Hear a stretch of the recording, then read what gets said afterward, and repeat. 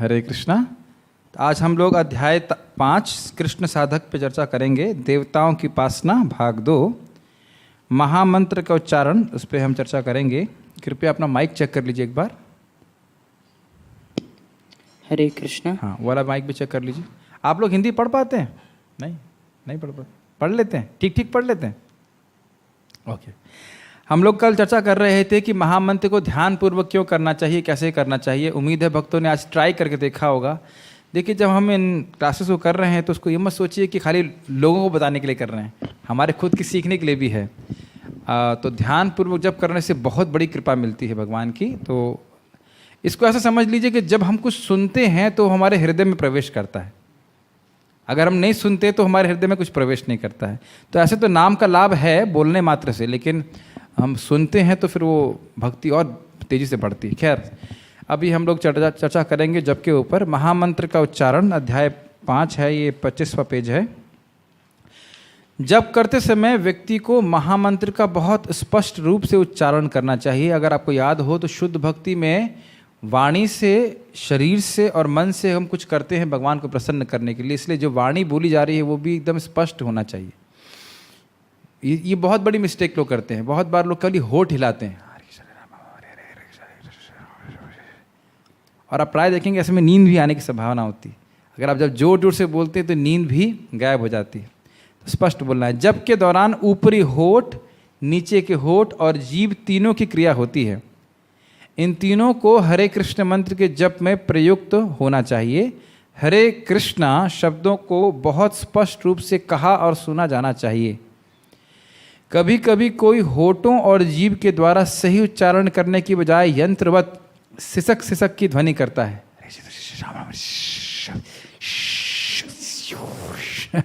पता नहीं क्या सीटी बजाते रहते लोग। जप बहुत ही आसान प्रक्रिया है, पर इसका गंभीरता से अभ्यास करना चाहिए। हम लोगों ने कल चर्चा किया था व्यग्रता के ऊपर कि लोग जप करते हैं तो सोचते हैं कि कब खत्म होगा, जल्दी जल्दी इंचार्ज देख लिया ना, मैंने घंटा पास कर लिया। ऐसा नहीं है। देखिए, ये हरि नाम का जप केवल एक प्रक्रिया ही नहीं है, एक संबंध भी है। भगवान को हम इतने जन्म से भूले हुए हैं, तो भगवान जब नाम के रूप में आ रहे हैं तो आप उनका कैसा स्वागत कर रहे हैं, इस बहुत निर्भर करता है आप इस पर आपकी प्रगति। तो इसलिए बड़े ही स्पष्ट उच्चारण होना चाहिए। Are you able to understand the Hindi? Clear pronunciation. इस मामले में साउथ इंडियन भक्तों का बड़ा आप देखेंगे कि जब वो लोग कुछ, आप लोग अभी देखता हूँ कीर्तन करते हैं, गीता के श्लोक बोलते हैं, देख रहे कितना स्पष्ट बोलते हैं, बड़ा अच्छा लगता है सुनने में। अभी उसमें गच मच मच मच बोलिए नात्वे वाहम नातु नासम तो कैसा लगेगा? बोलेंगे नात्वे वाहम जातु नासम, तो स्पष्ट उच्चारण सुनने में बड़ा अच्छा लगता है। तो ये आप लोग, ये तो उसको अवॉइड करना बड़ा मुश्किल है। जब हम भक्तों के संग बैठे होते हैं तो हम देखते हैं कि इस प्रकार से भक्त लोग जब करते हैं शना शना शना शना किश किश किश किश किश किश, फिर उसके बाद कुछ देर में व्हाट्सएप चला जाता है, तो कुछ चला जाता है। बड़ा दुख की बात है। देखिए, एक बात तो है कि हमारा मन हमारे कंट्रोल में हो या नहीं हो, लेकिन जीभ और शरीर तो है ना, तो जीभ से तो कम से कम स्पष्ट बोला जा सकता है। ये बात बहुत सिंपल सी लगती है कि इसको इतना फोकस क्यों किया जा रहा है, लेकिन इतनी सी बात लोगों को समझ में नहीं आती। लोग हमेशा सोचते रहते हैं कि बहुत ज़्यादा बनाए, बहुत ज़्यादा करें, बहुत ज़्यादा करें। बहुत ज़्यादा करने के चक्कर में जो हम कर पा रहे हैं उसको भी खराब कर देते हैं। तो अगर 16 बोला गया करने के लिए, 16 अच्छे से कीजिए, फिर उसके बाद और आगे बढ़ाइए, कोई दिक्कत नहीं है। लेकिन हमें प्रयास करना चाहिए इस प्रकार का जब जो होता है ना, हरे कृष्ण हरे कृष्ण कृष्ण कृष्ण हरे हरे हरे राम राम राम हरे कृष्ण, इससे बचने का प्रयास करना चाहिए। क्योंकि जब का उद्देश्य यही है कि अपनी चेतना को हम भगवान में आविष्ट करें। तो चेतना को ही बैक बर्नर में रखकर, जैसे गाड़ी होती है ना, गाड़ी ड्राइवर और को चला रहा होता है, हम पीछे बैठे रहते हैं, उसे कहते हैं बैक बर्नर जपा। तो मन कहीं पे भी जा रहा है, कहीं पे भी लेके जा रहा है, और हम बस अब जप कर रहे हैं, तो उससे लाभ मिलेगा लेकिन कम प्राप्ति होती। हर व्यक्ति किसी इन्वेस्टमेंट में अधिक से अधिक लाभ प्राप्त करना चाहता है। तो इसलिए प्रयास करें कि आप लोग उच्चारण सिसक सिसक के ना करें। ओके, आप लोग मतलब हम लोग। चर्चा का विषय देवताओं की उपासना भाग 2। 4 घंटा समय है क्या इसमें? 1 घंटा। तो 1 घंटा आप लोग ध्यानपूर्वक अपनी सीट बेल्ट को बांध दीजिए। शुरू करें। देवता भगवान के अधीन हैं।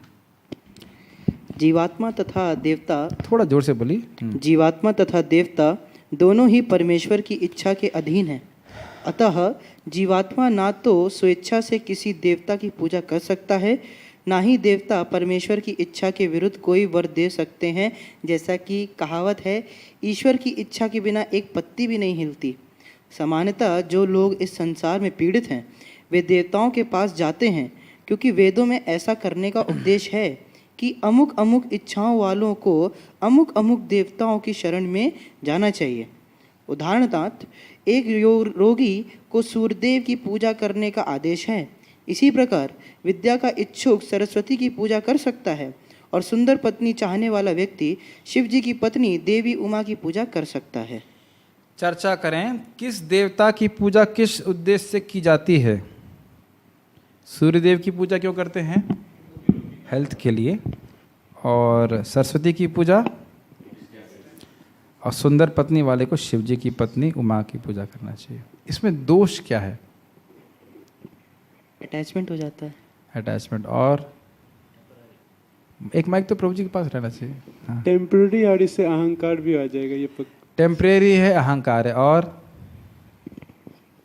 इन सब देवताओं की पूजा करने से जीवन के मूल उद्देश्य की पूर्ति नहीं हो पा रही है। मूल की उद्देश्य की पूर्ति नहीं हो पा रही है। उन्होंने अच्छा बात बोली, मैं बोलने वाला था कि सही मति नहीं आती है। आप भगवान की पूजा करोगे तो भगवान भौतिक चीज देते हैं, लेकिन सही मति भी देते हैं कि इसी सही नहीं है। लेकिन देवताओं की पूजा करने के बाद सही मति नहीं आती। हाँ, आगे क्या बोल रहे थे? और उन वरदानों से वो और इस जगत में फंसते जाएंगे। वही ना, उसकी उनकी मति ठीक नहीं होती। भगवान अगर कुछ भौतिक देते हैं तो फिर, वैसे तो आगे आएगा इसलिए मैं उसे चर्चा नहीं करूंगा, तो मति भी दे देते हैं कि भाई ठीक नहीं है, इसको मत करो ऐसा। ठीक है, अगर आप यहाँ दी गए देवताओं के अलावा भी किसी देवता का नाम जानते हैं तो बताएं, और कौन से देवता होता है? अच्छा ये बताइए, संतोषी माता का व्रत कौन से वेद में है? कहीं नहीं है। फिर काल्पनिक घटना पे आधारित है। संतोषी माता कहीं लिखा नहीं है, व्रत चालू हो जाता है।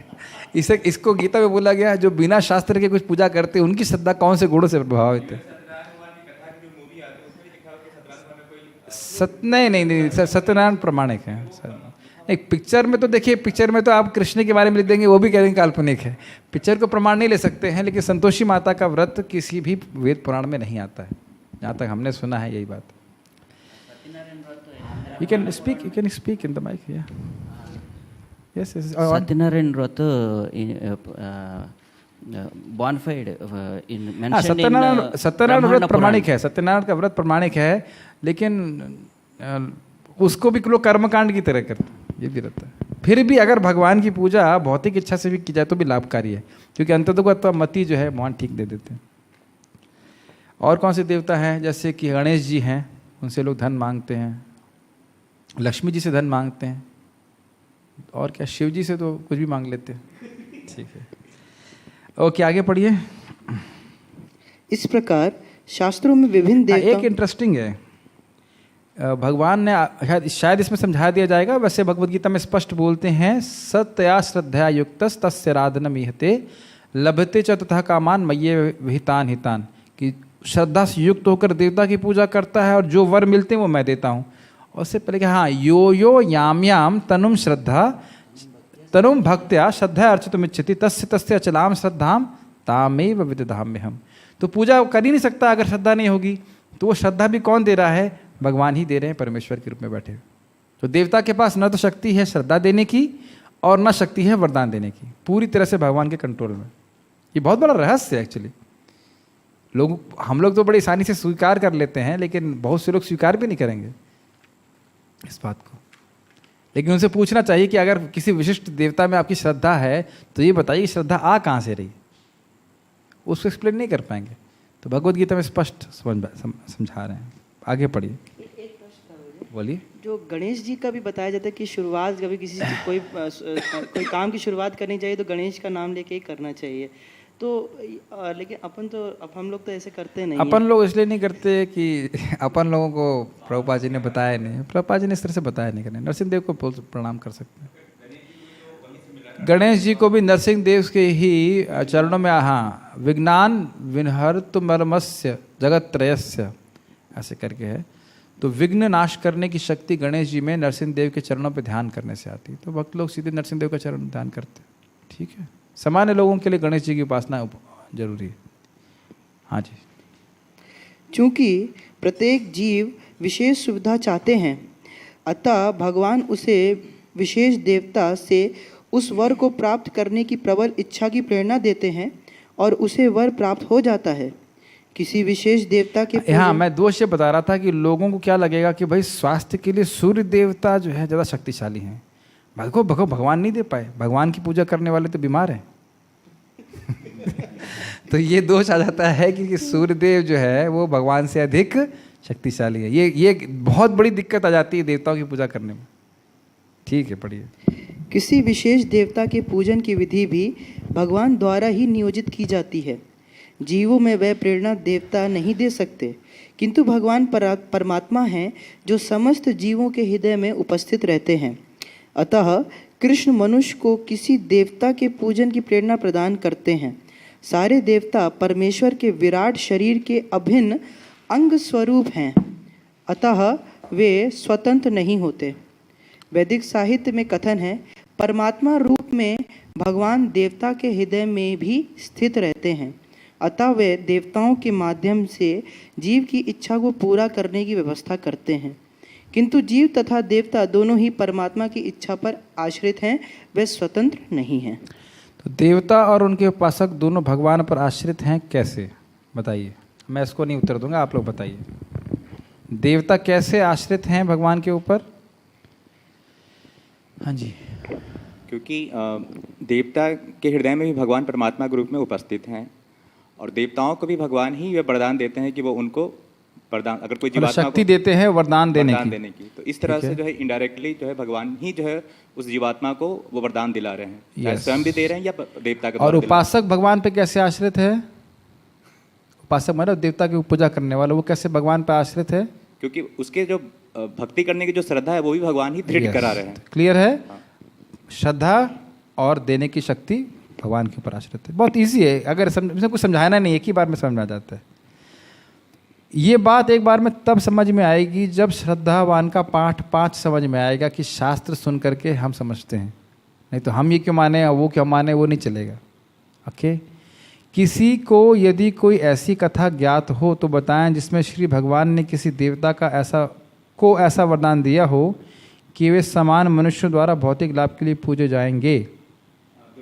अरे वाह, एकदम यही मैं सोच रहा था। दुर्गा जी को भगवान ने ये वरदान दिया था कि तुम चंडिका, भद्रकाली, सुभद्रा के रूप में पूजी जाओगी। अब मेरा मुश्किल प्रश्न ये है कि भगवान ने आशीर्वाद दिया क्यों था? ये तो याद आ रहा है कि दिया था, लेकिन क्यों दिया था दुर्गा जी को?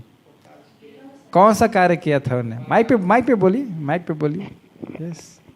श्री बलराम जी को यहाँ से वहाँ के थे। यहाँ से कहाँ? यहाँ से कहाँ? दिल्ली से माता देवकी के गर्भ से रोहिणी, माता देवकी के गर्भ से माता रोहिणी के गर्भ में स्थापित करने के कारण जब ये स्पेशल कार्य करेंगे तो आपको पूरा जगत में पूजा किया जाएगा। तो इसलिए मैं आश्चर्य नहीं होना चाहिए कि दुर्गा जी की पूजा और हो रही है। अच्छा, कहीं और ऐसा हो रहा है और किसी देवता को पूजा आशीर्वाद दिया? शिव जी को कहाँ दिया? नहीं। और क्या याद आ रहा है आपको? क्या दुर्गा जी का स्पष्ट याद हो रहा है? और ब्रह्मा जी को शक्ति दी है, लेकिन उपासना नहीं। यहाँ पे बात आ रही है सामान्य मनुष्य द्वारा भौतिक लाभ के लिए पूजे जाएंगे, ऐसा किस देवता के संग हुआ? और तो मुझे याद नहीं आ रहा, याद आएगा तो कल बताइए। पता नहीं। ठीक है। देवतागण परमेश्वर की अनुमति के बिना अपने भक्तों को वर नहीं दे सकते। जीव भले ही यह भूल जाए कि प्रत्येक वस्तु परमेश्वर की संपत्ति है, किंतु देवता ऐसे नहीं भूलते। अतः देवताओं की पूजा तथा वांछित फल की प्राप्ति देवताओं के कारण नहीं, अपितु उनके माध्यम से भगवान के कारण होती है। इसको एक उदाहरण से आप समझ सकते हैं। जैसे मेरे मंदिर में हमारे जो नीचे भक्त लोग सेवा करते हैं, तो कोई वस्तु आता है, वो व्यक्ति बोलता है, प्रभु जी हमको आपके स्टोर से सामान मिल सकता है क्या? तो कहते हैं नहीं, हम प्रभु जी से पूछ लें, उसके बाद आपको मिलेगा। ऐसे तो लग रहा है कि मैं वहाँ उपस्थित नहीं हूँ, लेकिन मेरी आज्ञा के बिना वो वस्तु वो नहीं ले सकते हैं। ऐसे ही लग रहा है कि भगवान कृष्ण नहीं है, ये तो देवता मेरे को दे रहे हैं, लेकिन देवता वहाँ भगवान से साइन लेकर के आते हैं, जो भी करते होंगे, प्रोसीजर हमको पता नहीं है, फ़ोन करते होंगे, लेकिन भगवान की आज्ञा लेकर के। आज तक मैं समझ नहीं पाया हूँ कि भगवान से कैसे पूछते होंगे। वेद से बंधे रहते हैं, यानी भगवान की आज्ञा के अनुसार है कि कोई अगर ये पूजा करेगा तो तुम उसको ये वर दे सकते हो। हाँ, ये भी एक अच्छा उत्तर है, ये भी हम समझ सकते हैं इस प्रकार से। वाह, एक माइक इनके पास रखिए। हाँ, एक माइक इनके पास रखिए। हाँ, जैसे जब ब्रह्मा जी ने हिरण्यकशिपु को सारे वरदान दिए थे तो नरसिंह देव ने ये कहा था तुम ऐसे वरदान क्यों देते हो? ये अच्छा प्रश्न है। तो उनकी इच्छा के बिना दिया ना, एक तरह से देखा जाए तो। देखिए, परमेश्वर उपद्रष्टा और अनुमंता के रूप में भी कार्य करते हैं। अगर किसी जीव की भौतिक इच्छा बहुत ज़्यादा है और बड़ी विभत्स इच्छा कुछ है तो वो देवताओं के माध्यम से भगवान पूरा कर देते हैं। क्या था वो श्लोक? यो यो याम याम तनुम श्रद्धा। हाँ, बड़ी श्रद्धा से युक्त होकर ब्रह्मा जी से प्रार्थना कर रहा है तो भगवान कहते ठीक है, कर लो। ये देवताओं का प्रोविजन इसलिए भी है क्योंकि बुरी इच्छा लेकर के आप भगवान के पास नहीं आते हैं। अगर कोई आज तक आया है तो केवल दिति, उसके अलावा कोई ऐसा व्यक्ति नहीं भगवान का भजन किया किसी को मारने के लिए। याद है आपको कोई किसी को मारने के लिए कोई भगवान श्री विष्णु का भजन किया हो? ऐसा कोई एग्जाम्पल याद आ रहा है आपको? कोई एग्जाम्पल नहीं है दिति को छोड़ करके। तो लोग अपनी परवर्टेड इच्छाओं को पूर्ति करने के लिए वो देवताओं को ही माध्यम बना सकते हैं। देते भगवान ही हैं, लेकिन वो जो उनकी विकृत इच्छाएं हैं वो देवताओं के माध्यम से ही पूर्ण हो सकती। तो ये जो इच्छा थी कि मैं अमर हो जाऊं, ये विकृत इच्छा है। कोई अमर नहीं हो सकता इस जगत में। इस जगत में सब कुछ उल्टा पुल्टा कर दूं, सारी इच्छा क्या कहते हैं उसको, ये सब विकृत इच्छा, आसुरी इच्छाएं। तो आसुरी इच्छा भगवान पूरी नहीं करते। किसी की है आज तक? बताइए, याद आ रहा है कोई? नहीं करते। तो हाँ, ये बात सत्य है कि प्रहलाद महाराज ने क्या बोला था, पूछता तुम्हारी शक्ति कहाँ से आ रही? तो कह तुम्हारे जहाँ से तुम्हारी शक्ति आ रही वहाँ से मेरी शक्ति आ रही। तो ये प्रहलाद महाराज देख रहे कि हिरण्यकशिपु को जो वरदान ब्रह्मा जी के थ्रू मिला है, मिला थ्रू ब्रह्मा जी के है, लेकिन आ रही है भगवान से ही। तो भगवान को लीला संपन्न भी तो करनी है। अब ब्रह्मा जी कहते थे नहीं, आप तो ये सब नहीं मिलेगा आपको। तो फिर तो हो गया हिरण्यकशिपु, फिर तो कोई तपस्या नहीं मिल जाएगी। तो ये जो ने बोला बिल्कुल सही। कोई व्यक्ति इतनी तपस्या करेगा तो बाध्य हो जाते हैं देवता लोग वरदान देने के लिए। वो भी सबसे कठिन तपस्या है जब भूतो न भविष्यति। हाँ, तो ये तपस्या जो है जब वो करते हैं तो वो बाध्य हो जाते हैं देने के लिए। और दूसरी बात यह कि भगवान बाध्य नहीं होते हैं, लेकिन भगवान को प्रसन्न करने के लिए जो तपस्या की जाती है उससे कहीं अधिक फल देते हैं भगवान। ये भी ध्यान देना चाहिए। जो व्यक्ति सोच भी नहीं सकता है उससे भी अधिक देते हैं। ध्रुव महाराज के केस में आप देख रहे हैं कि नहीं? ध्रुव महाराज ने जो कल्पना भी नहीं करी थी वो ध्रुव लोक दिया है ना। और जब नहीं चाह रहे थे तो भी वो 36,000 साल का राज्य दिया। महाराज बहुत अच्छा बताते राधा गोविंद कि रावण 10 शीश चढ़ा के हाँ, 10 सिर चढ़ाए तो शिव जी ने एक लंका दिया। और मात प्रणाम करने मात्र से उसको लंका का राजा मिल गया। और कौन प्रणाम किया था? विभीषण। हाँ, ये बता दीजिए किसने प्रणाम किया किसको? ठीक है। अल्पज्ञानी जीव इसे नहीं जानते, अतः वे मूर्तावर्ष देवताओं के पास जाते हैं। क्या नहीं जानते? आपके प्रश्न का उत्तर यहाँ प्रभुपाद जी के तात्पर्य में, उनके माध्यम से भगवान उनकी इच्छा पूर्ण कर रहे हैं। देवताओं के माध्यम से। डायरेक्ट भगवान की पूजा क्यों करेंगे? भगवान विष्णु की पूजा करेंगे भगवान विष्णु को मारने के लिए, ऐसा हो सकता है क्या? लेकिन ब्रह्मा जी की पूजा की जा सकती है विष्णु को मारने के लिए। मरेंगे नहीं भगवान विष्णु, लेकिन पूजा की जा सकती है। तो उस इच्छा की पूर्ति के लिए इस सुविधा दी गई है। किंतु शुद्ध भक्त आवश्यकता पड़ने पर परमेश्वर से ही याचना करता है। श्रीमद् भागवत में कहा गया है कि मनुष्य को चाहिए कि स्वयं को वासुदेव के प्रति समर्पित करे और उनकी पूजा करे, चाहे वह भौतिक इच्छाओं से रहित हो या भौतिक इच्छाओं से पूरित हो या भौतिक कल्मश से मुक्ति चाहता हो, जैसा कि भागवत में कहा गया है। बहुत सुंदर श्लोक है, मैं थोड़ा समझाने का प्रयास करूंगा। मेरे पीछे बोलिए। अकामः सर्व कामो वा मोक्ष कामा उदारधी तीव्रेण भक्ति योगेन यजेत पुरुषं परम।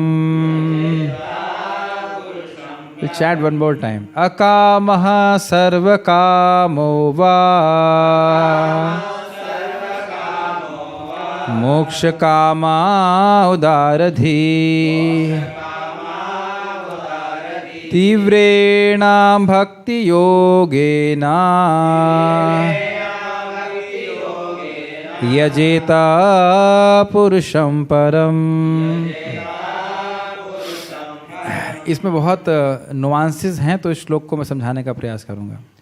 पहले इसका अनुवाद पढ़ेंगे। जो अल्पज्ञ हैं और जिन्होंने अपनी आध्यात्मिक चेतना खो दी है, वे भौतिक इच्छाओं की अविलंब पूर्ति के लिए देवताओं की शरण में जाते हैं। ये इसका अनुवाद नहीं, अनुवाद इसके पहले दिया हुआ था। थोड़ा इन शब्दों में विचार करें। अकामः मतलब जिन्हें कोई भौतिक इच्छा नहीं है, सर्व काम मतलब सारी इच्छाओं से पूरित, और मोक्ष कामः मतलब मोक्ष काम। उदार धी, धी मतलब होता है बुद्धि। उदार मतलब जिनकी बुद्धि बहुत उदार है, वो परम पुरुष भगवान कृष्ण का यजन करते हैं, उनका भजन करते हैं। कैसे? तीव्र भक्ति से। अब इसका अर्थ हम समझाना चाहते हैं। तीव्र भक्ति का अर्थ क्या है? शुद्ध भक्ति का अर्थ आप समझते हैं, अन्याभिलाषित शून्यम ज्ञान कर्मादि अनावृतम अनुकूल्येन कृष्णानुशीलनम भक्ति उत्तम। तो तीव्र भक्ति में अन्याभिलाषिता शून्यम वाला एलिमेंट नहीं होता है, बाकी सारे एलिमेंट हैं। इसलिए ये उत्तमा भक्ति नहीं है। ये उत्तमा भक्ति केवल अकामी लोगों के ऊपर अप्लाई होगी, क्योंकि उनके संग अन्याभिलाषता भी है। यदि बात समझ में आ रही है?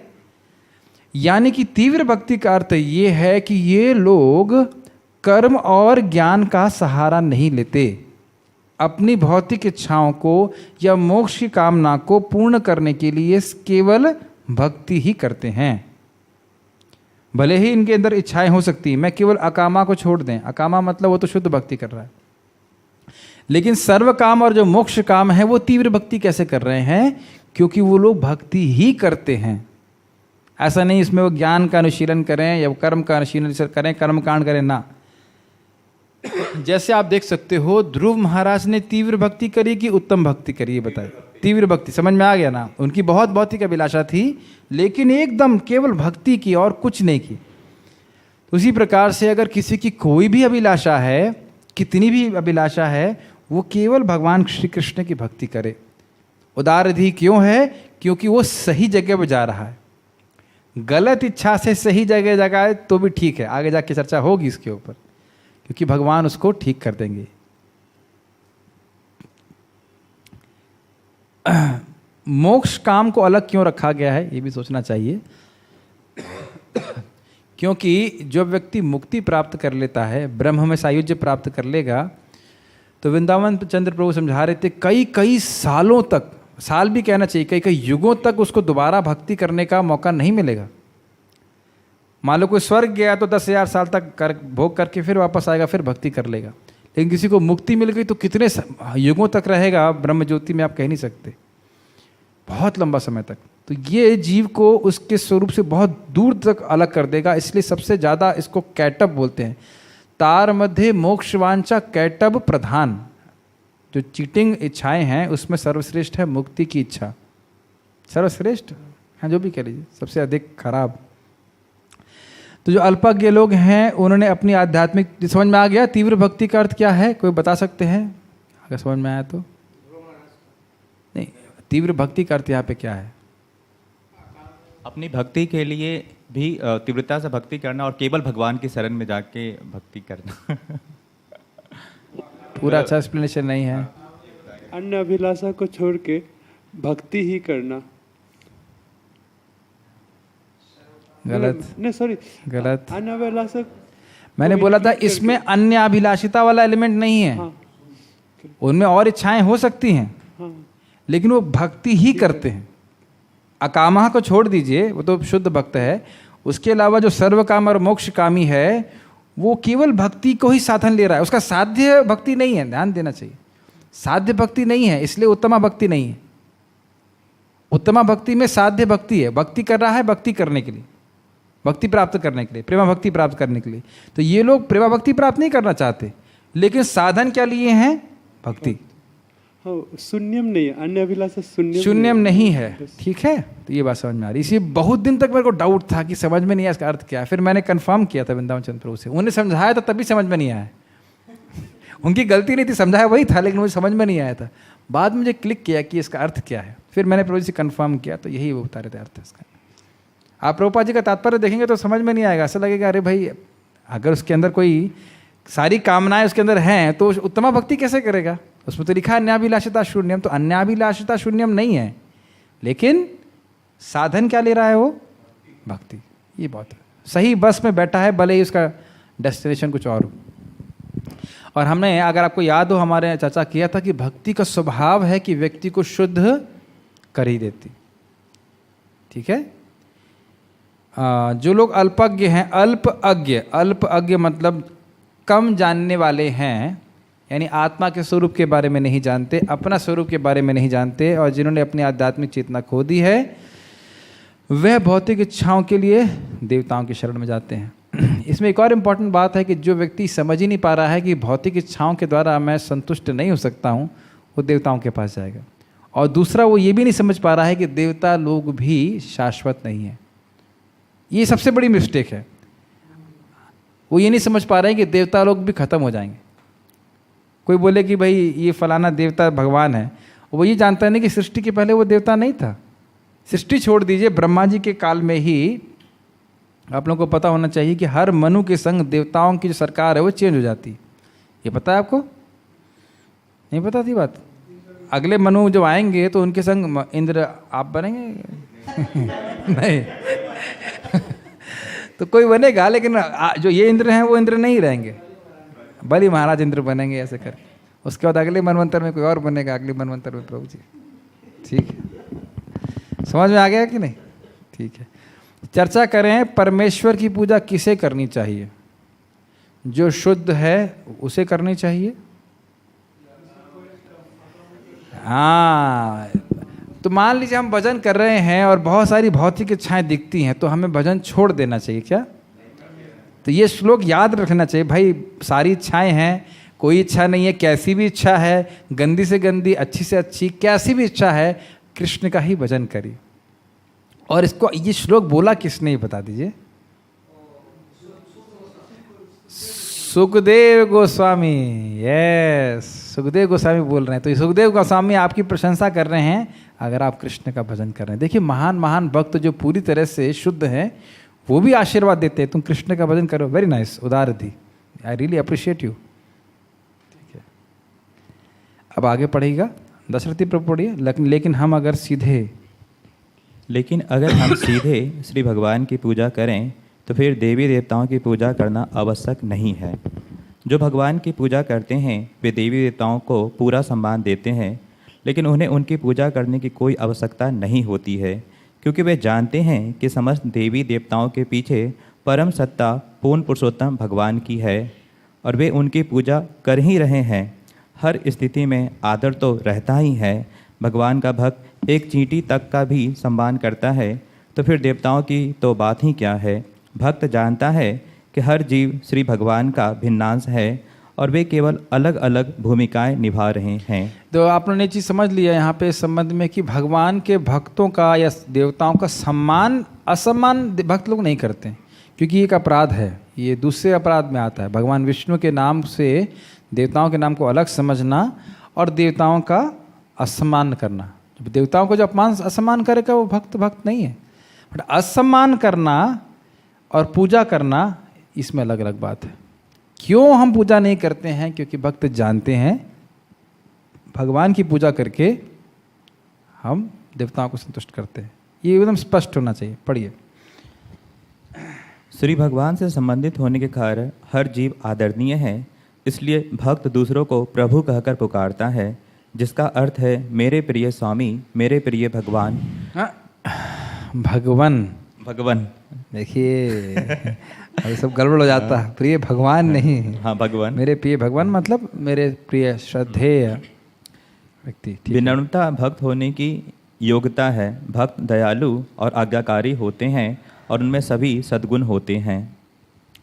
एक भक्त को देवताओं के प्रति कैसी भावना रखनी चाहिए? गलत। जैसे ही देवताओं की फोटो देखे तो ऐसे मुंह घुमा ले, ये किसको देख लिया आज सुबह, ऐसे सोचना चाहिए। हमेशा यही सोचना चाहिए कि भगवान के भक्त हैं वंशा कल्पत्रु आप कह सकते हैं। देवताओं के क्या मतलब, किसी भी व्यक्ति के प्रति भक्त को द्वेष नहीं रखना चाहिए, सभी के द्वेष प्रति नहीं आदर- रखना चाहिए, आदर बिल्कुल रखना सही चाहिए। बात, आदर चींटी रखना भी- चाहिए। जब चींटी तक का हम सम्मान Yes. करते हैं तो देवताओं का सम्मान आप क्यों ना चींटी का भी करें? सम्मान करते हैं वाह।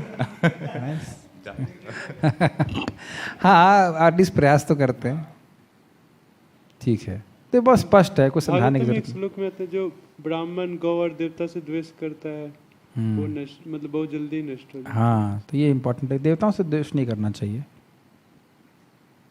भगवान की पूजा करने से सारे देवता स्वयं तुष्ट हो जाते हैं, ये बहुत अच्छा है, बहुत अच्छा श्लोक है, श्रीमद् भागवत में बताया गया है। मेरे पीछे बोलिएगा, यथा तरोर्मूल निषेचनेना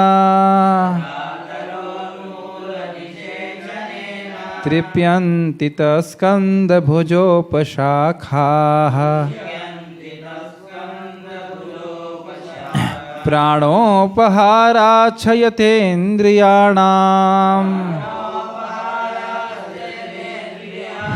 तथैव सर्वाहरणमच्युतेज्य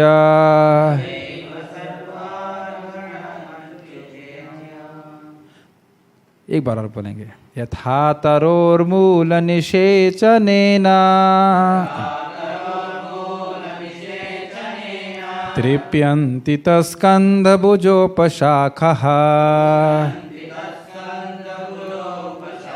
प्राणोपहाराच्च यथेन्द्रियाणाम् तथैव सर्वाहरणमच्युतेज्य। ये श्लोक तो आप सभी भक्तों को याद करना चाहिए। कितने भक्तों को याद है? तो कल की क्लास से पहले इसको याद कीजिएगा, ये बहुत सुंदर श्लोक है। कभी भी आप किसी को प्रचार करेंगे तो ये श्लोक उद्धरण करना बहुत ज़रूरी है। एक वो वाला काम सर्व काम वाला है बहुत अच्छा, और ये श्लोक तो, ये फोटो आप देख रहे हैं इसका पेड़ वाला, तो उस श्लोक पढ़िए, इसका अनुवाद कौन पढ़ रहे थे? पढ़िए। हाँ, जिस तरह वृक्ष की जड़ को सींचने से तना, शाखाएं तथा टहनियाँ पुष्ट होती है, और जिस तरह पेट को भोजन देने से शरीर की इंद्रियां तथा अंग प्राणवान बनते हैं, उसी प्रकार भक्ति द्वारा भगवान की पूजा करने से भगवान के ही अंग रूप सभी देवता स्वतः तुष्ट हो जाते हैं। कितना सुंदर उदाहरण है। एकदम जब हम किसी को बोलते हैं तो एकदम समझ में आ जाता है उसको। भाई आप लोगों से पूछो, भाई खाना कहाँ डालते हो? आँख में, नाक में या कान में? मैं हमेशा से पूछता हूँ, आप मुंह नहीं बोलता कहाँ डालते हैं आप? नाक में, आँख में, कान में? कहते नहीं, तो तीनों जगह डालते नहीं, मुंह में डालते। तो मुंह में डालने से कहाँ जाता है? पेट में। तब बताइए कि पेट जो भी रस बनाता है, पहली बात ये बताइए कि क्या अन्य अंगों में खाने को डाइजेस्ट करके रस बनाने की शक्ति है या नहीं है? बिल्कुल नहीं, एकदम खत्म। यानी कि भोक्ता की शक्ति किसके पास? आप ये मान के चलें कि अगर गीता में क्या बोलते हैं भगवान? भोक्ताराम यज्ञ तपसाम, एकदम क्लियर समझा सकते हैं। तो भगवान भोक्ता है, और भगवान जब ले लेते हैं तो फिर सारे देवताओं को अपने आप पहुंचा देते हैं। एक बार मैं गांव में क्लास दे रहा था, तो मैंने पूछा भाई कि पेड़ के हर पत्ते में अगर आपको जल पहुंचाना है तो कैसे पहुंचाएंगे? तो एक व्यक्ति नशा किया हुआ था, तो मेरे बगल में बैठा था, कहला कि बारिश हो जाए तो if it rains then it will go to every leaf. But क्या ये सत्य है? नहीं, पत्ती पर पहुंच जाएगा लेकिन पत्ती में नहीं पहुंचेगा। जिस प्रकार से आप सोचें कि मैं एक चावल के कुंड में कूद जाऊं तो मेरे मेरे हाथ को नरिशमेंट मिल जाएगा क्या? संभव नहीं है। तो जिस प्रकार से पेट को खाना देते हैं, हर अंग को मिल जाता है, और पेड़ की जड़ को देते हैं तो हर पत्ती को मिलता है। तो क्या ये बोला जाएगा भाई तुम बड़े संकीर्ण विचार वाले हो? संकीर्ण मतलब नैरो माइंडेड, ये आएगा भी पॉइंट इसमें। बहुत बोलते हैं आप लोग केवल कृष्ण की ही पूजा क्यों करते हैं? आप लोग बहुत नैरो माइंडेड है, थोड़ा उदार हो आप। मिले आप ऐसे लोगों से, हम कॉलेज में मिलते। सबकी पूजा को, सबको मानो बेटा, सबको मानो, लेकिन सबको मानने की कोई जरूरत नहीं है। कृष्ण की पूजा करने से व्यक्ति को श्रद्धा होनी चाहिए शास्त्र के अनुसार कि सबकी पूजा अपने आप हो जाती है। ठीक है, तात्पर्य पढ़िए। कभी कभी लोग पूछते हैं कि यह कृष्ण भावना अमृत आंदोलन देवताओं की पूजा को छोड़कर केवल श्री कृष्ण की पूजा का समर्थन क्यों करता है। समझ में आ गया ना? कि तो अभी हम चर्चा कर रहे थे, संकीर्णता नहीं है, ये महान बुद्धि है। जिस प्रकार से पेट को खाना देना, आप कहें कि भाई हर दिन आप पेट को ही देते हैं, कभी आँख के बारे में कुछ सोचा है आपने? ऐसा तो कोई बोलता नहीं है कि अरे हमें और सबके बारे में सोचने की ज़रूरत नहीं है। जैसे मैं एक और उदाहरण देता हूँ कि जैसे आप गवर्नमेंट को टैक्स दे देते हैं, तो गवर्नमेंट अपने से ही सारा व्यवस्था करके चलती है, रोड बनाती है, ये करती है, वो करती है। तो एक जगह आप उसे कहते हैं सिंगल विंडो पॉलिसी, आप एक जगह दे रहे हैं, सब जगह अपने आप वो डिस्ट्रीब्यूट कर दे रहे हैं। वैसे तो आजकल टैक्स किसी और पर्पस के लिए यूज़ करते हैं। ठीक है, इसका उत्तर इस श्लोक में दिया हुआ है कि वृक्ष की जड़ को सींचने का उदाहरण अत्यंत सटीक है। भागवत गीता में 15.1 में कहा गया है, ऊर्ध्वमूलम अधम शाखा। इस दृश्य जगत यह दृश्य जगत नीचे की ओर विस्तृत है। इसका मूल भगवान है, जैसा कि भगवान स्वयं भागवत गीता 10.8 में पुष्टि करते हैं, अहम सर्वस्व प्रभावो, मैं समस्त आध्यात्मिक तथा भौतिक संसारों का स्रोत हूँ। श्री कृष्ण सभी वस्तुओं के मूल हैं, अतः कृष्ण सेवा का अर्थ है सभी देवताओं की सेवा हो जाना। जिस तरह वृक्ष की जड़ को सींचने से तना, शाखाएं तथा टहनियाँ पुष्ट होती है, उसी प्रकार भक्ति द्वारा भगवान कृष्ण की पूजा करने से सभी देवता स्वतः ही तुष्ट हो जाते हैं। अच्छा, एक अब डिफ़िकल्ट प्रश्न है। आप लोग जड़ भरत के बारे में जानते हैं, तो जड़ भरत को जब मारने के लिए ले जा रहे थे तो उनको बचाया था काली माता ने, तो भगवान कृष्ण ने नहीं बचाया, क्यों? हाँ बोलिए। माता काली को भगवान ने ही प्रेरणा दिया और माता काली ने सोचा कि ये भगवान का भक्त है और भगवान मेरे भी आराध्य हैं, तो अगर मेरे दरबार में इस भक्त का वध हो जाएगा तो भगवान मेरे से पूछेंगे तो मैं क्या जवाब दूंगी। Very good. तो आप देख सकते हैं कि काली मैया ने अपने ही जो उपासक हैं, चेले, उनका गर्दन काट दी, है ना? और किसके लिए?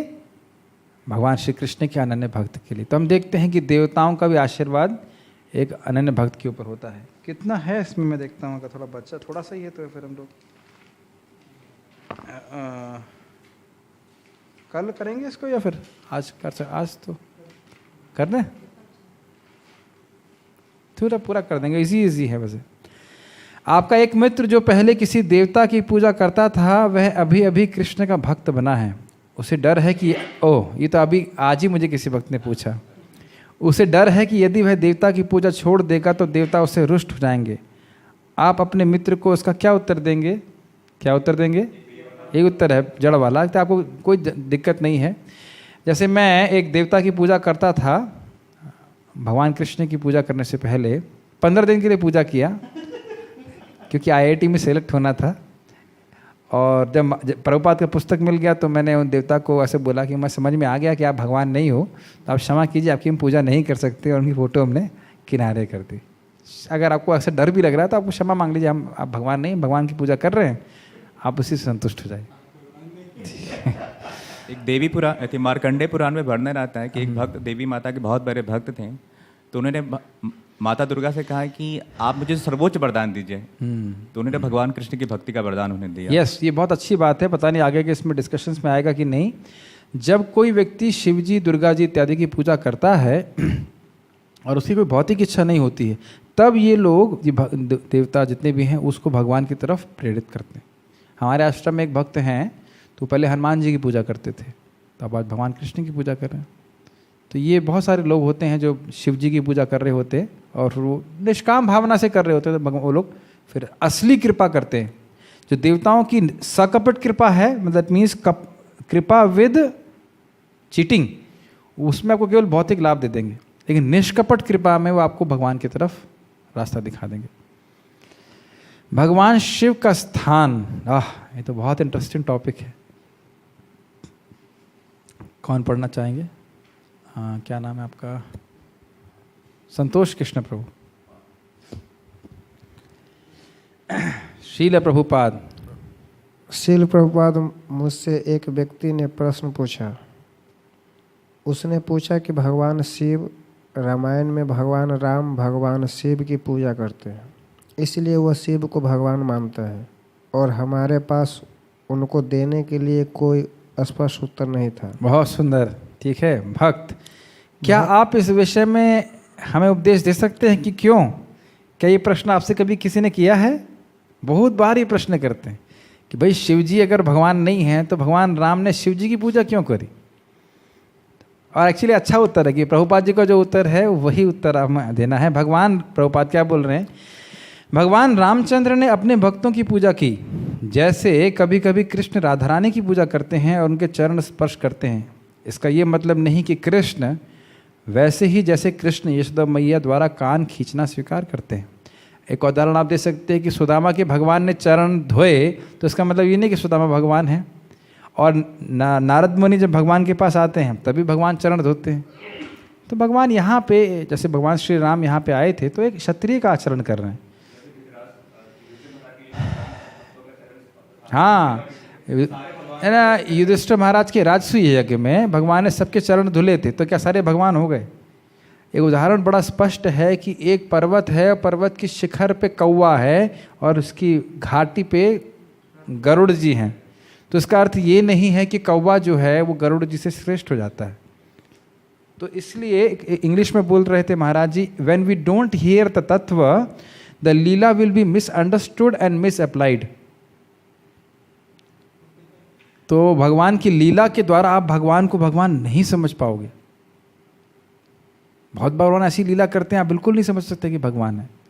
तो तत्व में सुनने के लिए बहुत जरूरी है कि भगवान के हम तत्व में सुने, तब भगवान के बारे में ठीक से उनकी लीला को समझ पाएंगे। तो समझ में आ गया? प्रेमवश भगवान ऐसा करते हैं। आप फोटो में देख सकते हैं किस प्रकार से कृष्ण को कान खींचे नहीं, तो कहेंगे ये कैसे भगवान है भाई, इनके कान खींचे जा रहे हैं।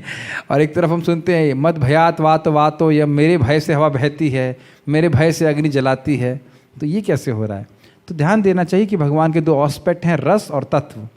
तत्व की दृष्टि से भगवान हमेशा भगवान रहते हैं, लेकिन रस आस्वादन करने के लिए भगवान सबऑर्डिनेट पोजीशन, क्या बोलेंगे हिंदी में इसको, सबऑर्डिनेट पोजीशन का मतलब ये होता है कि अपने भक्तों की अधीनता स्वीकार कर लेते हैं। इसका यह अर्थ नहीं है कि यशोदा मैया परम है। कृष्ण नंद महाराज की चरण पादुका उठाते हैं, तो इसका यह मतलब नहीं है कि नंद महाराज कृष्ण से महान हैं। ये कृष्ण की खुशी है, जैसे कभी कभी पिता अपने पुत्र को कंधे पर बिठा लेता है। क्या इसका ये अर्थ है कि पिता पुत्र से निम्न है? सबऑर्डिनेट का मतलब यही हो गया, निम्न। इसलिए यह निष्कर्ष तीसरी श्रेणी के व्यक्ति का है, थर्ड क्लास व्यक्ति। वे नहीं जानते कि कृष्ण क्या हैं, राम क्या हैं। कृष्ण कहते हैं अहम आदिर ही देवानाम, तो वे शिव के आदि हैं, तो शिव परम कैसे हो सकते हैं? तो हमें शास्त्रों को देखना होगा। तो यानी भगवान के बारे में तत्व से समझना है तो उसको भगवत गीता पढ़नी चाहिए, तब वो समझ पाएगा। कृष्ण नहीं कहते कि शिव परम है। तो अगर कोई, हाँ, जैसे भगवान गीता में स्पष्ट बोलते हैं ना, मत्तः परतरम नान्यद, very good, you know the shloka का, किंचित अस्ति धनंजय मयि सर्वम इदम प्रोतम सूत्रे मणिगणा इव। तो स्पष्ट है कि भगवान गीता में बोल रहे हैं कि उससे परे कुछ नहीं, तो वो स्वीकार कर लेना चाहिए। तो अगर कोई तीसरा श्रेणी का व्यक्ति बोले कि शिव परम है, तो क्या हम स्वीकार कर लेंगे? हम कृष्ण भावनामृत का प्रचार कर रहे हैं, जो कृष्ण बोलते हैं वही परम है, किसी निम्न श्रेणी का व्यक्ति का विवरण नहीं। ठीक है? हाँ, हमें किसी भी तीसरे या चौथी श्रेणी के व्यक्ति की बात नहीं माननी चाहिए, हमें शास्त्र से सीखना चाहिए। बहुत सुंदर बात प्रभुपाद ने बताई कि तुम क्या जानते हो, जानते तो तुम शास्त्र कुछ हो नहीं, और अपनी भिड़ंत लगा रहे हो। हम लोग हिंदी में बोलते हैं भिड़ंत लगाना, अपना भिड़ंत लगा रहे हो, अपना लॉजिक लगा रहे हो, कुछ नहीं समझ सकते।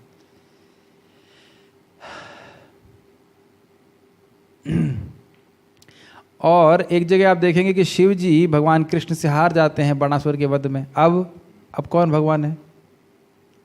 एक लड़के से मेरी बात हो रही थी, वो क्या बोलता है वस्तुतः, उसका कहने का अर्थ ये था कि जो ब्रह्म है उससे शिव जी निकल के आए हैं, उसी से कृष्ण निकल के आए हैं, वो दोनों इक्वल हैं।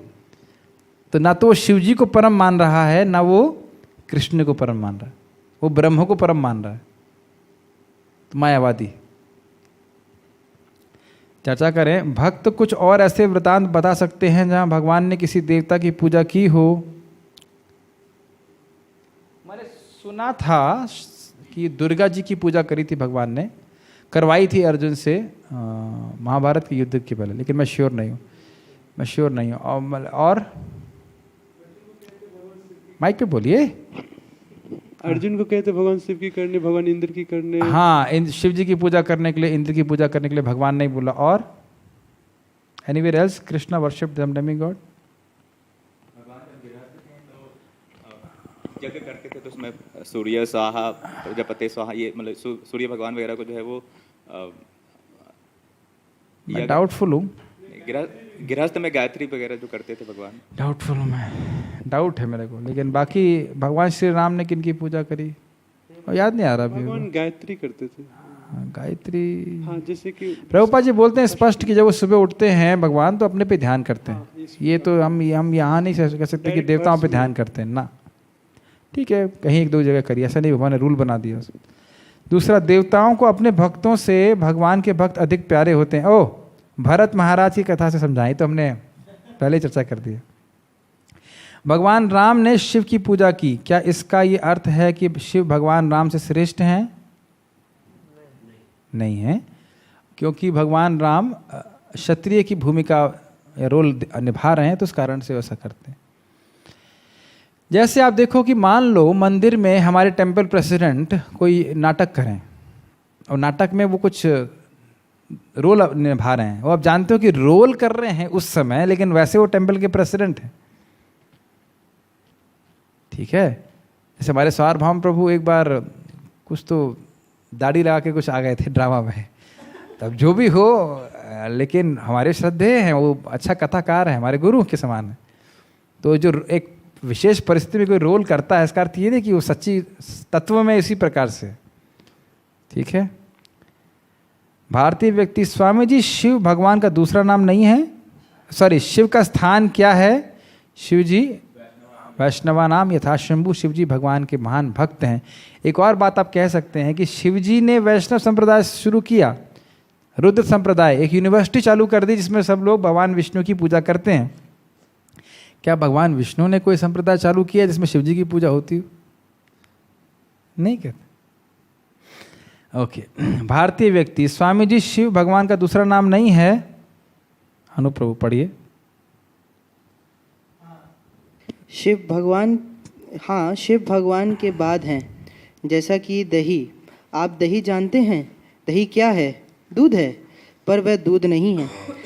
दही दूध को छोड़कर कुछ भी नहीं, पर वह दूध नहीं है। वैसे ही शिव भी विष्णु ही हैं, पर वे विष्णु नहीं हैं। क्या अब स्पष्ट है? आप बोल सकते हो दही कुछ और नहीं बल्कि दूध ही है। हाँ, पर वह दूध नहीं है। अगर दूध की जगह दही खाते हैं तो परिणाम दूसरा होगा, और अगर आप दही की जगह दूध पीते हैं तो वह अलग है। हालांकि दही और दूध एक ही है अवयवों से। इससे पहले यदि मैं आपको अगर याद हो, मैंने समझाया था अचिंत भेदा भेद तत्व का मतलब है, मैं यहाँ पे आप लोगों को नहीं समझाया था, मैं समझा रहा हूँ। भेद आपको दिखाई पड़ेगा, दही और दूध में एकदम भेद दिख रहा है। अभेद होता है जब वो वस्तु का स्रोत वो दूसरी वस्तु हो। याद है मैंने समझाया था ना, बादल और सूर्य में अभेद कैसे है? बादल सूर्य से आया है, cloud has come from sun, लेकिन cloud and sun are different.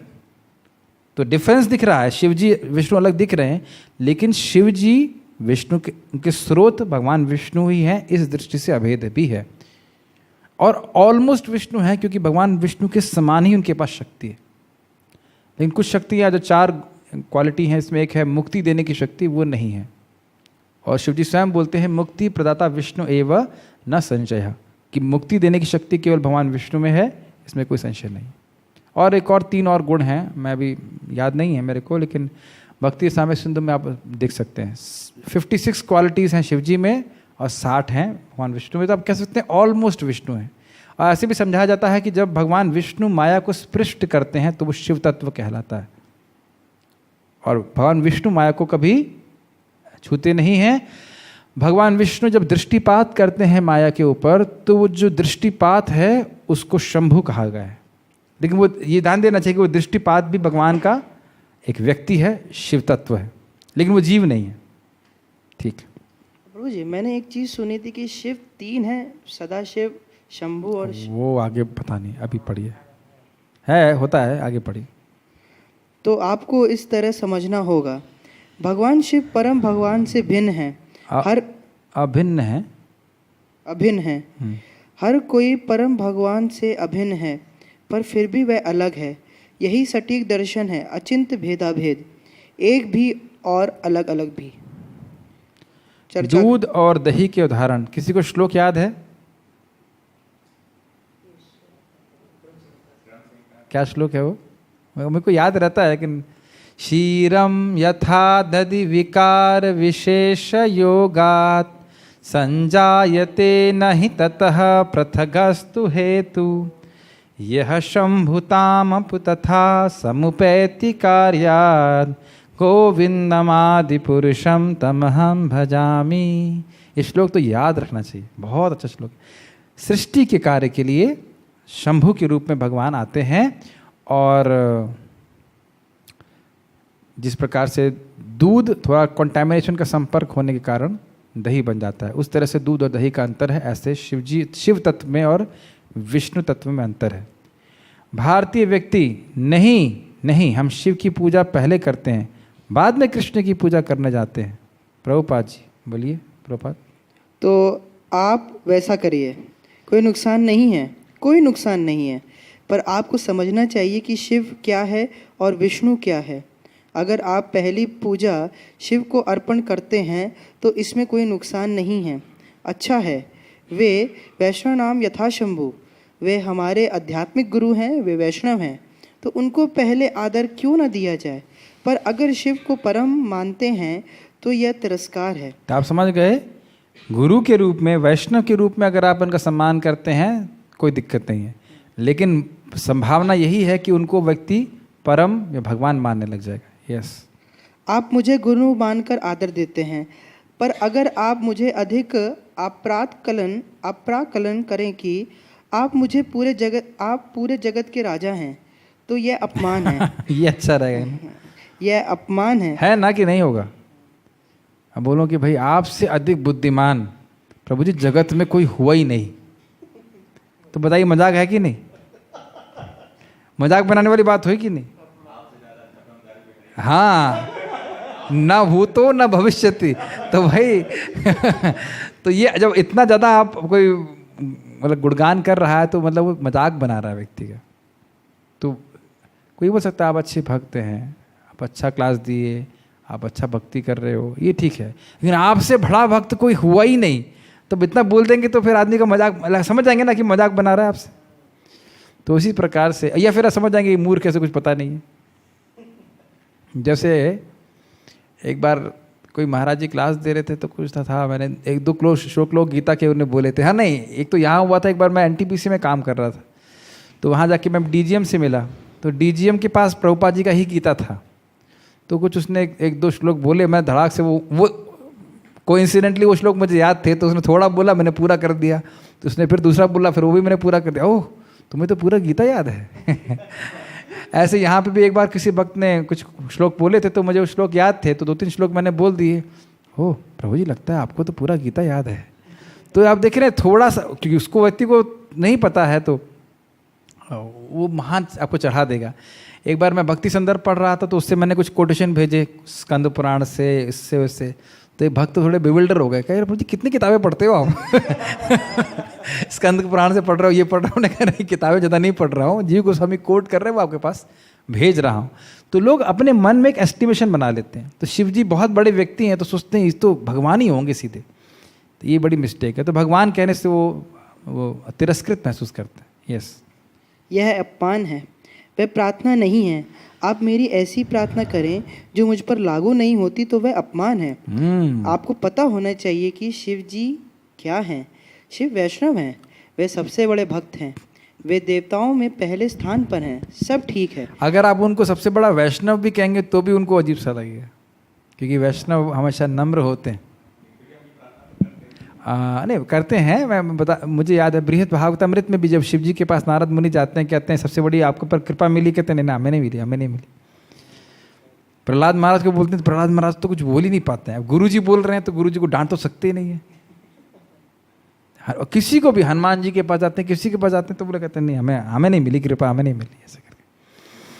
हाँ जी। लेकिन अगर आप कहें कि वे परम हैं तो उन्हें अपमान लगेगा कि ये क्या बकवास कर रहा है।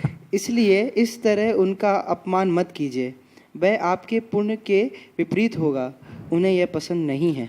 चर्चा करने की जरूरत ही नहीं है। शिव जी का क्या अपमान है? आप ही साक्षात परब्रह्म हैं, तो ये अपमान है। ये कहाँ पे है? बस एक पैराग्राफ रह गया तो हम पूरा पढ़ लेते हैं। तो शिव जी को कभी ये ना कहा जाए कि आप ही साक्षात परब्रह्म, परम धामम, पवित्रम, परमम भगवान, ऐसा नहीं बोलिए। केवल भगवान के लिए, कृष्ण के लिए रिजर्व है। आप लोगों को एक बात बता देना चाहता हूँ जो इसमें नहीं है। आप लोगों में से कुछ लोगों को मैंने बताई भी है कि शिव जी पार्वती को बोलते हैं, कोई व्यक्ति रा बोलता है तो मैं उत्सुक हो जाता हूँ कि क्या वो माँ भी बोलेगा, मतलब राम बोल देगा क्या? एक राम बोलने से शिव जी इतने प्रसन्न हो जाते हैं। तो ये बड़ा अद्भुत है। और इस संबंध में एक और है कि एक भक्त बता रहे थे, परम पूज्य राधा गोविंद महाराज बता रहे थे कि जब रावण को मारने की मीटिंग हो रही थी तो शिव जी उसमें पार्टिसिपेट कर रहे थे। अपने ही भक्त को मारने के लिए वो मतलब सजेशन देते कैसे मारा जाएगा।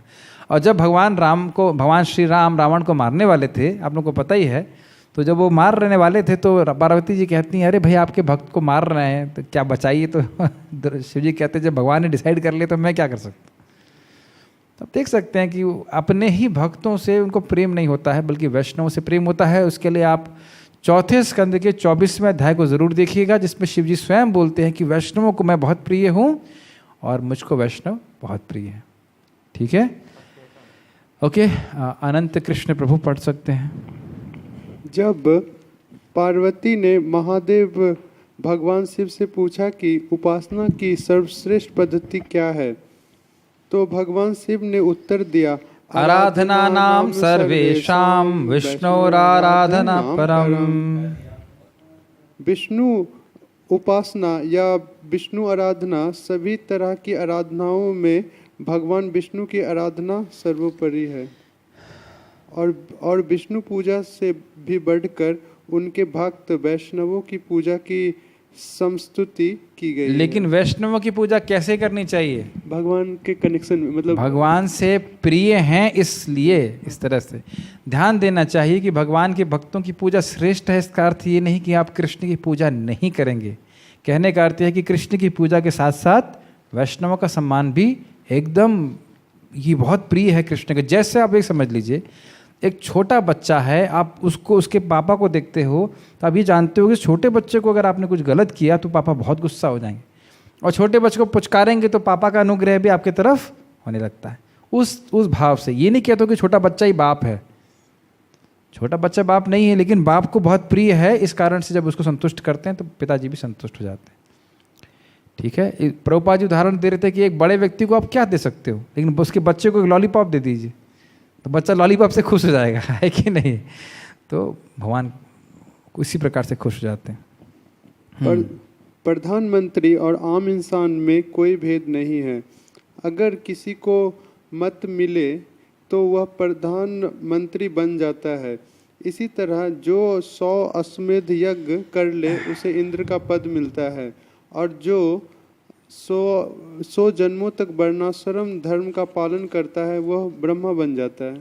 तो इससे आपने क्या सीखा? जैसे कोई व्यक्ति मत प्राप्त करके प्रधानमंत्री बनता है, ऐसे व्यक्ति पुण्य अर्जित करके देवता के पद को पे आसीन हो जाता है, लेकिन वो रहता जीव ही है, वो भगवान नहीं होता और वो शिव भी नहीं हो सकता। ठीक है, चर्चा करें। भगवान शिव के अनुसार पूजनीयों में सर्वश्रेष्ठ कौन है? भगवान विष्णु की आराधना और फिर भगवान विष्णु, और उनसे भी श्रेष्ठ। श्रेष्ठ का अर्थ समझना चाहिए, भगवान विष्णु को और संतुष्ट करता है जब हम भक्तों को संतुष्ट करते हैं। व्यक्ति ब्रह्मा और इंद्र का पद कैसे प्राप्त कर सकता है? प्रभु जी क्या करना चाहते हैं आप? ब्रह्माचार्य का पद चाहिए कि आपको इंद्र का पद चाहिए? नेक्स्ट ब्रह्मा का भी फिक्स है। नेक्स्ट ब्रह्मा फिक्स है। अच्छा अच्छा, मध्वाचार्य बनेंगे, मतलब ये उनके संप्रदाय। ठीक है।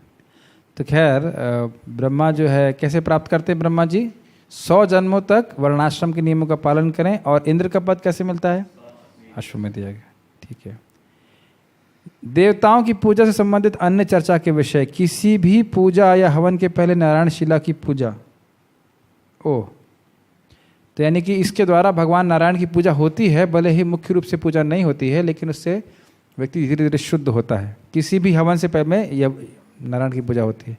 शादी के पहले भी बोलते हैं ना, मंगलम भगवान विष्णु मंगलम गरुड़ध्वज, ओम बोलते तो ओम में तो और ओम भी बोलते हैं तो भगवान विष्णु ही उसे इंगित होते हैं, तो व्यक्ति धीरे धीरे शुद्ध होता है। शव यात्रा में केवल भगवान हरि का नाम जप, राम नाम सत्य है, सत्य बोलो गत्य है। लेकिन अद्भुत बात यह है कि मुर्दा सुन नहीं सकता, जो मर गया वो तो राम नाम सुनेगा नहीं, और जो और जो सुना रहे हैं वो बाद में क्या भूल जाते हैं। सबका ये गत्य है, हाँ, तो सबकी गति यही है, लेकिन फिर भी लोग राम नाम नहीं करते हैं। अन्नप्राशन संस्कार में केवल विष्णु प्रसाद का होना, सभी श्राद्ध और पिंडदान में केवल विष्णु प्रसाद और विष्णु मंत्र का उपयोग करना, ये तो सब क्लियर है, समझाना पड़ेगा। अन्नप्राशन में भी बच्चों को विष्णु प्रसाद खिलाया जाता है। इसमें नरोत्तम दास ठाकुर जी का याद आ रहा है कि जो पैदा हुए थे तो उनको अन्न था वो भोग लगा नहीं था, मुंह बांध लिए, खाए नहीं। अब जब भगवान का प्रसाद लाया गया तब वो खाए। पता छोटे बच्चों को कैसे मालूम चल गया कि ये भोग है कि प्रसाद है? तो ये दिखाता है आचार्य लोग पूरी तरह मुक्त होते हैं।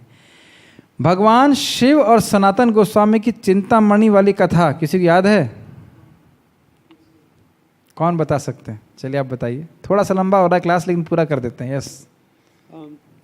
असम के साइड में एक व्यक्ति था, वो बहुत देवी माता का पूजा करता था। देवी माता शिव जी की? देवी माता प्रसन्न हो गई तो देवी माता बोली कि आप शिव जी की पूजा करो। अच्छा, ओके। तो उसके लिए उज्जैन में गया, शिव जी की पूजा करने लगा। तो शिव जी बोले, अरुण से शिव जी से मांगा कि मुझे बहुत मूल्यवान वस्तु चाहिए। तो शिव जी उनको सनातन गोस्वामी के पास डायरेक्ट कर दी कि तो इतना धीरे बोल रहे हैं तो कथा समझ में कैसे आएगी? हाँ, डाउट है क्या आपको? तो शिव जी के पास वो जब जाते हैं तो कहते हैं वो सबसे मूल्यवान वस्तु चाहिए, और वो मूल्यवान वस्तु के लिए वो सनातन गोस्वामी के पास भेजते हैं। और सनातन गोस्वामी के पास जब आते हैं कहते हैं मुझे सबसे मूल्यवान वस्तु दीजिए, तो कहते हैं वो एक मणि है, वो कचरे के डब्बे में रखी है। सुना आपने कहानी? आप वो वहाँ से ले लीजिए। तो वो लेके चला गया, चिंतामणि कह सकते हैं या पारस मणि। तो फिर उसने सोचा कि अगर ये सबसे मूल्यवान वस्तु है तो कचरे में क्यों डाल के रखा हो? तो फिर वो वापस आता है, कहता है कि सबसे मूल्यवान वस्तु तो नहीं हो सकती है, आप इसे कचरे के डब्बे में क्यों डाल रहे हैं? तो उन्होंने बोला भाई इसको पहले आप यमुना जी में फेंक के आइए, तब आपको मैं मूल्यवान वस्तु दूंगा। तो फिर जब फेंक के आता है तब उनको वो हरे कृष्ण मंत्र देते हैं। तो गुरु भी परीक्षा लेते हैं। क्यों मूल्यवान है? क्योंकि पारस मणि केवल सोना दे सकती है, लेकिन वो सोना हृदय को स्पर्श नहीं करता है, हृदय को चेंज नहीं करता, लेकिन हरि नाम आपके हृदय को परिवर्तित करता है। भद्रकाली द्वारा जड़ भारत की रक्षा करने की कथा, ये तो हम लोग सुना चुके हैं अभी। प्रायः सभी दैत्य देवताओं के भक्त थे, यथा रावण, हिरण्यकशिपु, कंस और जरासंध। रावण किसका भक्त था? शिव जी का। हिरण्यकशिपु ब्रह्मा और कंस काली माँ। हाँ, काली माँ या दुर्गा जी कह सकते। जरासंध हमने सुना जरासंध जी भगवान विष्णु के भक्त थे, लेकिन देवताओं की, जहाँ तक हम समझते हैं काल भैरव की पूजा कर रहा था। नहीं, यस, 100 राजा थे ना? कितने थे? 10,000 थे। जहाँ तक मैं समझता 10,000 थे कि 100 थे? 100 नहीं थे, 10। काउंट नहीं दिया हुआ है, मैं श्योर नहीं हूँ, लेकिन बहुत सारे राजाओं की वो बलि देना चाह रहा था काल भैरव को, और उसके द्वारा उसको शक्ति प्राप्त करता। प्रयोग, आप सभी बताएं कि क्या आप किसी देवता की पूजा करने के प्रति आकृष्ट हैं? well, यहाँ तो सब भक्त बैठे हैं तो इसलिए कोई दिक्कत नहीं है। कृष्ण भावना भावित होने के बाद आप कैसे उनका आदर करेंगे? उनको भक्त के रूप में देखेंगे। ठीक है। एक चीज़ है, क्या है वो? भजनते अनुसूय वे। आप प्रथम स्कंद देखेंगे कि जो देवता के उपासक हैं उनके प्रति सूयवे मतलब द्वेष भावना रखते नहीं हैं भक्त लोग, लेकिन वो अब भजन भगवान विष्णु का ही करते। आप देख लीजिएगा, हम श्लोक भी भूल रहा हूँ। भजनते अनुसूयवे, भजन कर रहे हैं विष्णु का और उनके प्रति कोई द्वेष नहीं रखते। आध्यात्मिक विकास ही असली सहायता है। जब कोई व्यक्ति कृष्ण भावनामृत में अत्यधिक उठ जाता है तो संसार के समस्त दुखी प्राणियों के प्रति वह सहज ही दयालु हो जाता है। तो एक भक्त मुझसे पूछ रहे थे कंपैशन कैसे आएगा, दया कैसे आएगी? तो आप देख सकते हो जैसे जैसे आपकी भक्ति बढ़ेगी, भगवान के प्रति प्रेम होगा, तो वो प्रेम जीवों के प्रति दया के रूप में प्रकट होता है। यस, भक्ति बढ़ने से अपने आप दया आ जाती। वह समान मनुष्यों के कष्टों को ध्यान में रखता है। यदि वास्तव में पतित तथा दुखी मानवता के प्रति दया भाव है तो मनुष्य को चाहिए कि उन्हें आध्यात्मिक चेतना या भावना तक ऊपर उठाएं, और इसके लिए भगवान का प्रसाद देना भी बहुत बड़ा प्रचार है। श्री कृष्ण के अनुग्रह से हम स्वयं विधि विधानों का पालन करते रहें तो किसी भी व्यक्ति को आध्यात्मिक भावना प्रदान कर सकते हैं। ये बहुत इंपॉर्टेंट बात है। एक प्रचारक को एक स्वयं ही बहुत अच्छी साधना करनी चाहिए, दृढ़ता से साधना करना चाहिए, तभी वह उस शुद्धि को प्राप्त कर पाएगा जिससे वो दूसरों को इन्फ्लुएंस क्या बोलेंगे, प्रभावित कर सके। तो यानी कि हम केवल साधना अपनी ही प्रगति के लिए नहीं कर रहे हैं बल्कि दूसरों की मदद करने के लिए कर रहे हैं। जैसे एक डॉक्टर अच्छे से पढ़ता है ताकि दूसरों की मदद भी कर सके। ये नहीं कि हाँ भैया मैं बीमारी से बस बचा रहूँगा, बुखार आएगा तो मैं दवा खा लूँगा, मुझे पता चल जाएगा। क्या इसके लिए डॉक्टर ही करते हैं? यस, ये भी अच्छा पॉइंट है। टीचर पढ़ता है अच्छे से ताकि अन्यों को पढ़ा सके, है ना? ओके।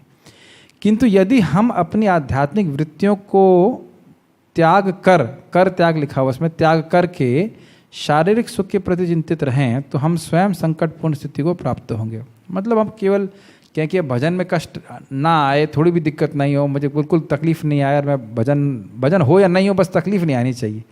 तो अगर ऐसी भावना से युक्त रहेगा तो फिर थोड़ा मुश्किल होएगा। Okay, we shall stop here now.